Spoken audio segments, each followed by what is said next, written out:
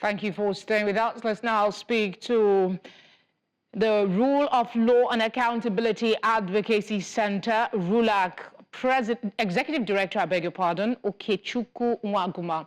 Okechukwu, thank you for joining us. In your presser, you didn't seem to have a lot of, enthusiasm as to how human rights is in Nigeria, particularly when it comes to the police. Talk to us about what is the uppermost concern about human rights in Nigeria.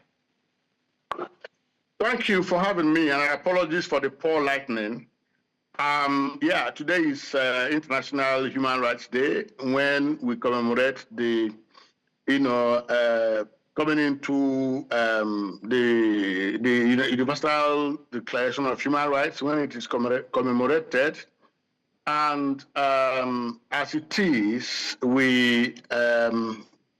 what we find is that in Nigeria, there's a lot of challenges with regards to observance of human rights. With, the recent incident of police, conduct, tends to put a slaw on the, human rights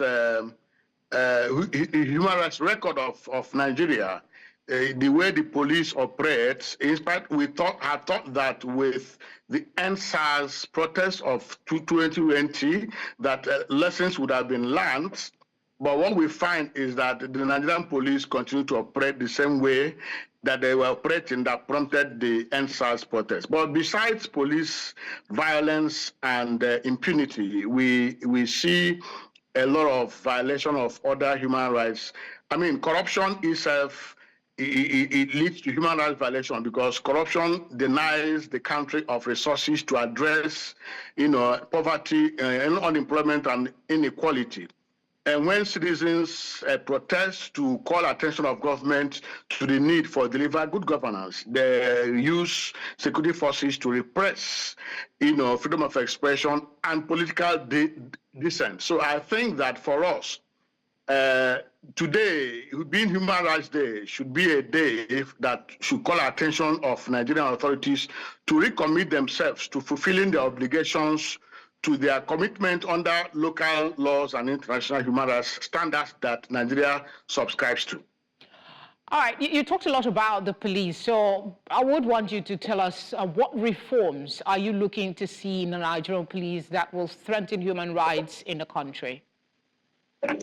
So we want to see a police force that is a police of democracy, that is insulated from politics, a police force that serves and protects the people, not a police force that serves regime interests and offers itself as a tool of repression and settling scores. The case of Dele Farotimi is not as isolated. The problem is not whether Dele Farotimi has a case to answer, but the way the police went about the operation, the arrest. And this is, like I said, is not isolated. We have seen a lot of cases across the country where the police, rather than, the whole issue of dabbling into civil disputes. The offense that Dele has been accused of is a civil dispute, and the Police Act has prohibited the police from dabbling into civil disputes. So we think that the police has to be more civil and comply with the provisions of the Police Act, and act as a police that operates in a democratic dispensation, not a police that serves regime interests and oppresses and represses human rights. That, I think, is what we need in terms of, political interference, corruption, and impunity for human rights violation and corruption. All this needs to be addressed, and I think that the government needs to demonstrate greater commitment to implementing far-reaching reforms that will address these challenges. All right, Okechukwu, we'll have to leave it there for now. Thank you for speaking with us. Thank you.